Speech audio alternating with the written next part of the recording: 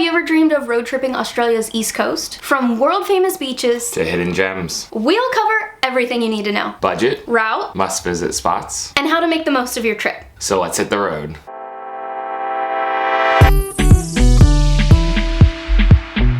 Hello and welcome back to Moonstone Chariot. I'm Brandy and this is Ben. And today we're giving you the ultimate guide for the Australian East Coast road trip. Australia's East Coast is one of the most epic road trips in the world. Stunning beaches, iconic cities, insane wildlife, and some of the most bucket list worthy experiences. But planning it, that can get overwhelming. We did this trip from Melbourne to Cairns in just 17 days. We had the absolute best time and we learned a lot along the way. From budgeting and planning out a route, planning where to stay and what to skip, we are breaking it all down for you. This guide is for backpackers, van lifers, or anyone traveling on a budget. If you're more of a luxury traveler, we're sorry, but we don't have too much experience with 5-star hotels just yet, but you're more than welcome to stick around. The first and most important thing to cover is what time of year to visit. The reason it is so important is because Australia's East Coast covers so many different climates, so depending on what time of year you visit one section, it might make it better or worse for you. November to April is summer. It's also the wet season in the north. On top of that, it turns into stinger season and we're trying to avoid those jellyfish. Now, May to October, perfect time to visit the north. It's the driest season. If you're going down south though, bring a jacket because it's going to be a little cold. It also depends on some of the activities that you may be wanting to do. Say for instance you want to do whale watching. The best time for that is between June and November. We did our road trip in September and the only thing that we really ran into was really high winds down in the south of Victoria. The rest of the trip was actually pretty fair and good weather, but we may have just gotten lucky. Now that you know when you're coming, let's talk about the route. You can do this route either way, north to south or south to north. We took 17 days to get from Melbourne to Cairns. We did have to cut a few stops off. It was a very fast trip, but we felt like we accomplished a lot. Most people recommend 4 to 6 weeks to do this trip properly. It's definitely finding a balance between adventure and rest. We absolutely wish we had had more time coming up the East Coast, but we did it in 17 days because my mother was here and that was all the annual leave she had at the time. But we made it work. Here's the route that we took. Technically, Ben and I started our trip off in Cairns as we drove all the way down to Melbourne, but we actually started the East Coast road trip off in Melbourne, where we picked my mom up from the airport. We did do one day of the Great Ocean Road, and then we did Melbourne. From there, we drove to Sydney. Now, it is important to note that some people only start in Sydney for their East Coast road trip, but we absolutely love Melbourne, and we wanted to make sure that my mom got to see it as well. We spent a few days in Sydney, one day in the Blue Mountains, and then headed up to Byron Bay. We were in Byron Bay for about a day and a half, 2 days, before we headed on to the Gold Coast and Brisbane. We personally did not have the best time in Brisbane and probably could have spent less time in Brisbane than we had planned. But we know a lot of people who absolutely love Brisbane, so absolutely give it a go for yourself. From Brisbane, we did a day trip to Moreton Island, and on our way out of Brisbane, we visited the Australian Zoo. Two places that we didn't get to visit on our road trip that a lot of people do is Noosa and Gagari. From the Australian Zoo, we made a very long drive up to AIRLIE Beach, where we were supposed to go on to the Whitsundays, but at the time, the wind was way too much, and as Ben gets seasick, that was gonna be a no-go from us. From here, we made our way up to Townsville, where we went across the ferry to Magnetic Island. We were here for 2 days and honestly could have stayed for way longer. We absolutely loved Magnetic Island. Once we made it back to the mainland, we headed back up to Cairns, and this is where we closed out our trip with about 3 days in the Cairns area. Now that you know where you're going, how are you getting there? We're talking transportation. Now, when it comes to transportation up the East Coast, you have 3 options. The first and most expensive option is to fly from point to point. This I would highly not recommend, as you miss out on a lot of the in-between jewels and gems. Option number 2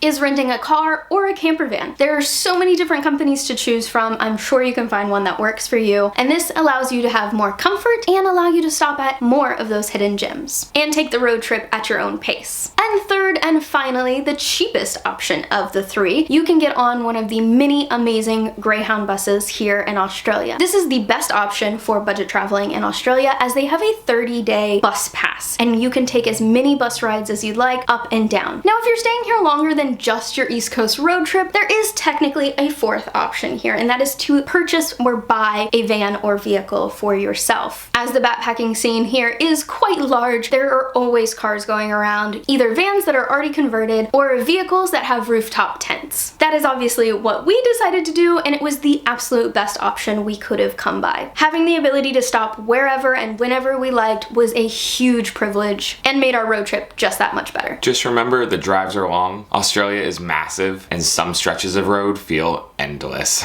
Next up on the list for planning is accommodations. Now, if you're renting a car or doing the Greyhound bus, you're most likely going to be looking at hostels or hotels or Airbnbs, depending on your budget. Obviously, hostels are going to be the best bang for your buck. Now, if you did go the option of buying or hiring a camper van, then you also have another option, and that is campgrounds. These can be paid or free. But when it comes to socializing and budget, we are always going to recommend hostels. And the way that we find our hostels are usually through Hostel World. Here you can search by price, room type, and reviews. When it comes to campgrounds, we highly recommend using the app THL. Here you can find the best in both paid and free campgrounds. Now that you have your accommodations booked and your transportation all set, you may be realizing that this is starting to add up a little quickly. So let's talk budget. I do truly believe that you could do this trip for around 3,500 AUD, but this would be if you were major budgeting. This means that you're cooking all of your food, utilizing the cheapest form of accommodation or maybe free campgrounds, and doing minimal paid tours. But realistically, we recommend about 5,000 AUD for the trip, about $1,000 per week. Here's our biggest expenses. Fuel for the camper van, obviously a big cost, but it was worth the freedom of having our own vehicle and having our own camper with us. Food, we did try to cook as much as we can, but we are major foodies. We ended up eating out quite a lot. And then of course, some of the tours, you want to make the most of your trip, so you book onto the good tours, and in the end they add up, but 100% worth it. Now, as this is the ultimate guide, we're also going to go over packing. When it comes to Australia, we've got to be honest, you can do either the backpack or the roller bag. Honestly, you can get away with doing the roller bag way more than any other country. If you were gonna hit up Southeast Asia along the way, I would highly recommend going backpack, but if you're only doing Australia, do roller bag. You'll be happy that you did, especially in some of the hotter climates. Of course, everybody's going to be a little bit different. Some of us might want to go out partying, some of us may be hiking more. The two things I would recommend you absolutely do not forget is a pair of comfortable shoes and bathing suit. The one thing I would suggest not packing with you and buying here in Australia is your sunscreen. The UV here in Australia is unlike anywhere else, at least that I've been to. So you want to make sure that when you are getting sunscreen, you are using Australian made sunscreen, as it's just made different. And that is everything. But just remember, the East Coast is just the beginning. There's still the Outback, Northern Territory, Southern Australia, West Coast, and so much more. If you're planning on doing this trip and have any questions for us, drop them in a comment below. And don't forget to like, subscribe, and follow along for more adventures. In the meantime, we hope you have a great day, a great week, and we will see you soon. Bye!